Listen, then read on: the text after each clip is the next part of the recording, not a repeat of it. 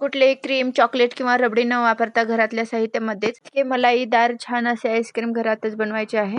कमी वेळामध्ये आणि कमी खर्चामध्ये स्वादिष्ट असे आईस्क्रीम बनवण्यासाठी एक 4 ते 5 चमचे तांदूळ घ्यायचे आहे. स्वच्छ 2-3 वेळेस धुवून घेऊन 2 ते 3 तासासाठी भिजत ठेवायचं आहे.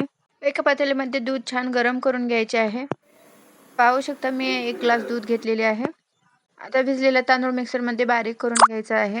तांदळाची बारीक पेस्ट तयार झाली की ते उकळलेल्या दुधामध्ये पेस्ट छान मिक्स करून घ्यायची आहे. दुधामध्ये गाठी होऊ नयेत म्हणून मिक्सरने गरगर हलवून घेतलेले आहे. आता या मिश्रणामध्येच मी 1 ते 1.5 वाटी साखर घालून घेतलेली आहे. सोबत विलायची घालून घेतलेली आहे. छान मिक्स करून घ्यायची आहे. 5 ते 6 मिनिटांसाठी शिजवून घ्यायचे आहे. 15-20 मिनिटं थंड होऊन देऊन मिक्सरच्या भांड्यामध्ये फिरवून घेऊन तुम्हाला ज्या साईजमध्ये आईस्क्रीम हवे आहे त्यामध्ये ट्रान्सफर करून घ्यायचे आहे. पाहू शकता मी ग्लासमध्ये ओतून घेतलेले आहे. त्यावरती पेपर लावून छान पॅक करून घ्यायचे आहे. छिद्र करून आईस्क्रीमच्या स्टिकमध्ये घालून घ्यायचे आहेत.